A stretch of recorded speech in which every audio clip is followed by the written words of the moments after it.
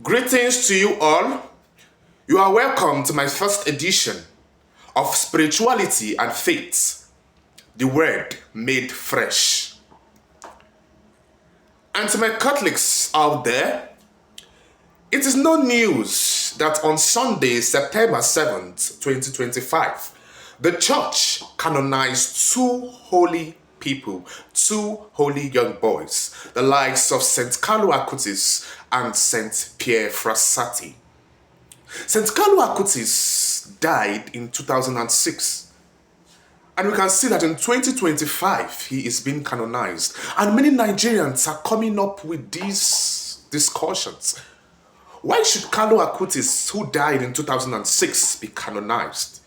Meanwhile, our own dear Blessed Iwenetansi, who died since 1964, have not been canonized to this day. Many Nigerians are of the opinion that it is because he is from Africa, it is because he is black. If he were to be from the West or a white man, he would have been canonized by now. But I want to bring it to our notice that the process to canonization or the process to sainthood is following a very rigorous protocol, and it is not ever influenced by tribe, region, or race, to the best of my knowledge. But it is followed by a spiritual, careful, and rigorous process. And today, we will be feeding our minds with the process to sainthood. So before I begin, we'll need to know who a saint is.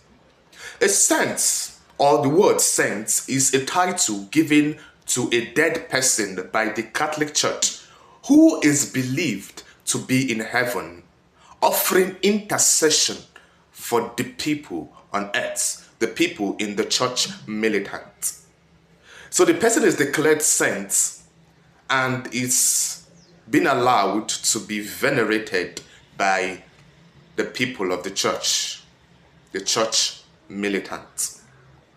Now, the process of sainthood takes 4 major steps. The first step is servant of God. The second step is venerable. The third step is beatification. And the fourth and final step is the canonization, where the person is declared a saint. Now, we'll be looking at this process carefully and be explaining what happens in each of these processes or each of these steps. Now, the first step is servant of God. When a person who is said to have lived a holy and virtuous life dies, the people known to that person, or the people who have witnessed the life of this person and believe that this person is actually in heaven and should be recognized as a saint by the church, they will draw the attention of the local bishop or the diocese, and the diocese or the bishop will come into the matter. The bishop would then investigate on the life of this particular individual, and if the bishop finds no objection and confirms that this person actually lived a holy and virtuous life, the person is declared servant of God. And then the bishop sends the case to the Vatican Congregation for the Causes of Saints. Now, the Vatican Congregation for the Causes of Saints continues this investigation, and when the person is found to have lived a life of heroic virtue, he is declared venerable. Now, after the declaration of venerable, the next step is the beatification. So before a person is beatified, a miracle is required. This miracle serves as a sign or an evidence that the person is truly in heaven and can offer intercession for the people on earth. So this miracle must come as an intercession. For example, if I am suffering from a sickness, a very terrible sickness, and then I pray through a particular person who I believe is in heaven, but the person has not yet been beatified or declared blessed by the church. If I pray for this person's intercession and the miracle is performed and I am healed that instant, I will now report this case to the Vatican, who will investigate this miracle. And if the miracle is beyond scientific explanation, I mean, science cannot explain how it came about, it's now declared as a miracle. And then the person will be declared blessed by the Pope. The person will be beatified. So a miracle must accompany a beatification. And this miracle must be proven beyond scientific explanation. The miracle is most of the times a healing miracle.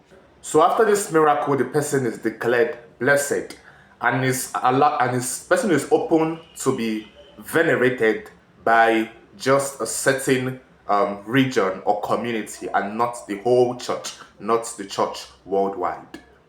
A person can only be venerated worldwide if he is declared a saint.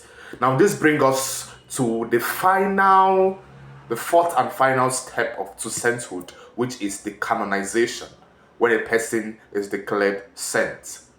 Now, before a person is canonized, another miracle evidence is required. Now, if another miracle is attributed to this person's intercession, and the miracle is also investigated and is beyond scientific explanation, the person is being canonized a saint by the Pope and is being opened to be venerated by the whole church. Now I want us to note this. Before the process to sainthood begins, the person would have been dead for at least 5 years. So until after 5 years of the person's death, the process to sainthood cannot begin. Except for few people that their process to sainthood began before the 5 years range. The likes of Saint Pope John Paul II and Mother Teresa of Calcutta. These people's life were exceptional, that the Pope couldn't wait 5 years before the process began. But these are for exceptional people. But normally, it must be after 5 years of the person's death that the process to sainthood can begin. Now we'll be looking at the process to sainthood of Carlo Acutis. Carlo Acutis died in 2006, and he died in 12th October 2006.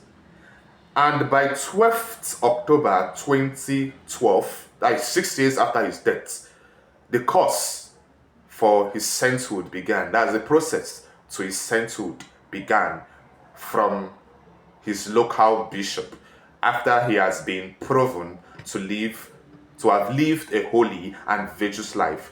So he was declared a servant of God in 2013 by his bishop, and the case was taken to the Vatican Congregation for the Causes of Saints, and he was declared venerable in 2018 by late Pope Francis I.